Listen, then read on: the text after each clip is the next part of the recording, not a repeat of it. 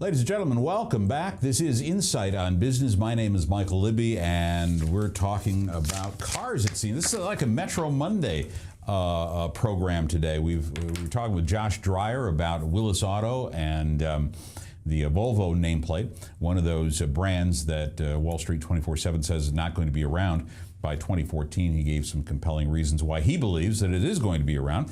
Now we're switching gears now and coming up on a story that I found was absolutely incredible. If you want to join us on Twitter, you can do that. It's at InsightADV. We monitor at InsightADV before, during, and after each broadcast. And by the way, if you can't catch us live, you'll catch us on the net because we post these pieces there following the show. Let me set this up for you. One of our staffers, my son happens, Aaron Libby, had the opportunity he was leaving town, he was getting a rental car, I can't remember, he was going to the airport, let's put it that way. And so he was taking a look at cabs. I was out of town or something and I couldn't take him, and I knew I was kind of a mess. And so he wanted to get a cab out to the Des Moines International Airport. And so he's looking at these cab companies, and he sees this one that had all of these likes to it. I mean, there was a number of people that had commented about this company. So he gives the company a call. It's CabTrans. We don't necessarily traffic in taxis. So he calls CabTrans, and a very nice guy gets on the phone and asks about, and shows up in a beautiful Lincoln. I don't know, do we have that photograph of that Lincoln? It's actually It's a what? It's a Chrysler. A Chrysler 300. I'm sorry. I was captivated by Lincolns earlier today, Lincoln Motor Company. But it shows up in this beautiful Chrysler 300. And my son says, this is cool. And he has this conversation with the owner, Christopher Bergman, talking about CabTrans, why it came into existence, what he's doing differently to snake so much of the market already in this young company, and where he came from. And as soon as he was out of the cab, Aaron calls me. He says, Dad, you got to have this guy on the show. He is absolutely amazing. He's got a great story, and we're all going to find out about the story together now. Ladies and gentlemen, this is Christopher Bergman. Christopher, thanks so very much for coming by the show and talking about your business, CabTran. Well, thanks for having me. Well, it's perfect. We've got an image of some of your, you don't have to show me. Hi, kids. How are you doing? We got an image up here about some of your cars that look like regular taxi cabs. Couple of them are. A couple of them look like kind of regular taxi cabs. What I really kind of looked for was, it started off long time ago. I didn't really, like you, I just didn't have a big need for taxi cabs. Right. I've been a driver for 20-some years. Over-the-road driver. Right? Yeah, I started down in Florida as a local P&D guy, just dry vans and little, delivery stuff, and kind of grew from there into regional, and we went interstate after that, refrigerated transport. Found my way up here to Iowa, fell in love with Des Moines. It was beautiful.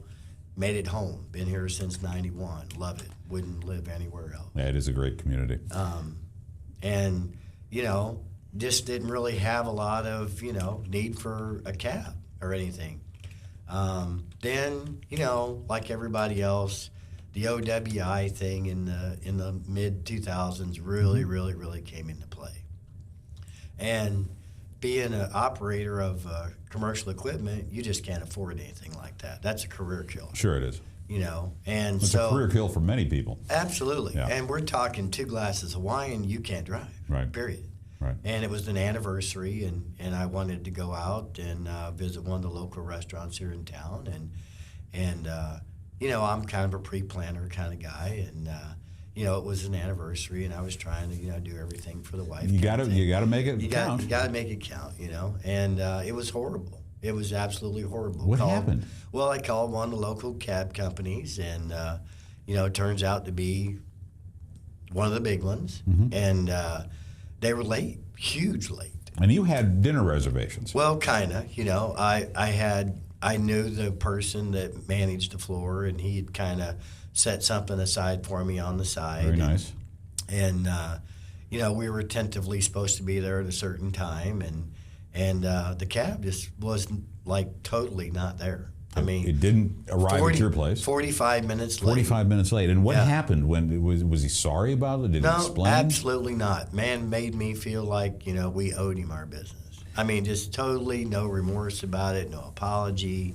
It wasn't necessarily the nicest vehicle I'd ever been in, which, I called a cab, so I didn't know. I just had no knowledge. Sure. I was a little bit shocked by the whole thing. And, so I kind of delved a little bit farther into it, I had my trucking business. I had a brokerage boutique with out of my home that I partnered with a company out of Fawcett, Missouri with. And I just thought, this is just unreal. How can you be in business and not have to earn the customer's business? I've never experienced that since 1980. I had no idea. How do you be in business and you absolutely don't have to earn the customer's business? You'd be surprised. How's that possible? Christopher. So I was just taken back, Yeah. So And- that experience, you were late on this special Yep. night. So your wife was not happy. Everything. Bang. Had to wait for a table. Of Yeah. course, it was a Friday night, of 8 course. o'clock, had to wait for a table. We waited in the bar. Naturally, we didn't get seated back in the corner. We got sat right in the walkway, front door. Everybody coming in and going out's bumping into. I'm not sure when she forgave me, but it was quite a while. It was one of them. And it was all you had All great because- intentions because, Yep. and then the cab company. Yep, and I just simply wanted to have a few glasses of wine with my wife, maybe take a walk downtown, and just have a good time. Yeah. So that experience Made me- propelled you Yep. into the cab business. I just kind of looked and said, this can't be true.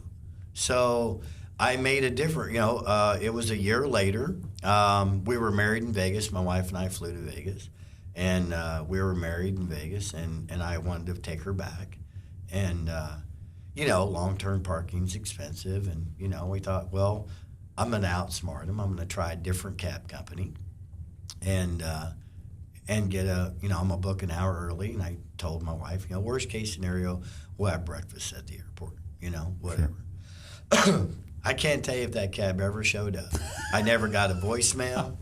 So this is two experiences. This is two experiences. This is when I learned that the two cab companies were owned by the same And this people. is in Des Moines. The two cab companies in Des Moines are owned by the same people. By the same people. Okay. And I just couldn't believe, So I jumped in the car, we drove, we did our thing. And I came back and I did a little bit more research, and it was just, dumbfounded.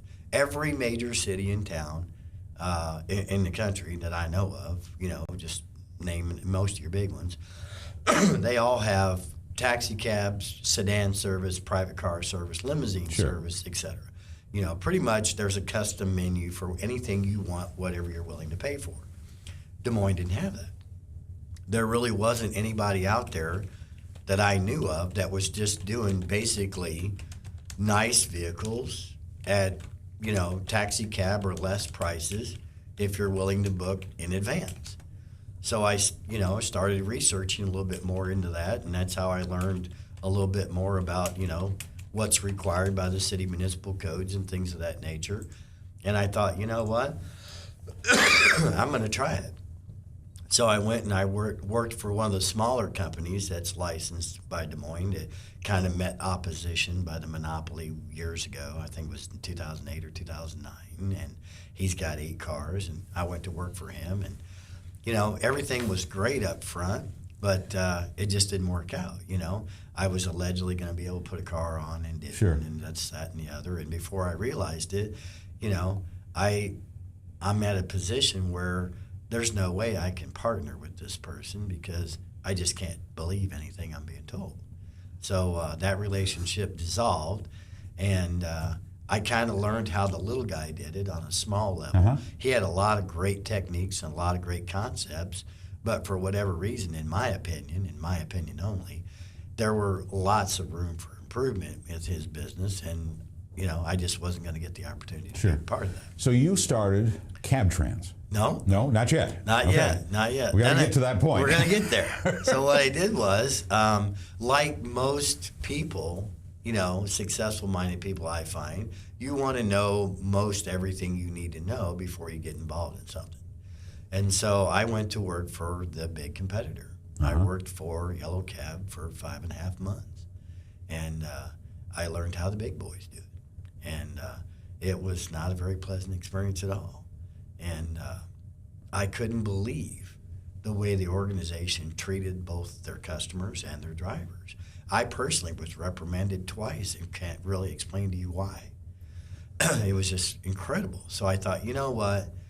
Enough's enough. So enough's enough. You've worked for 2 cab companies. So I learned what the city requires, what's not required, what I can do, if anything, about it, because there is such an opposition about that, you know.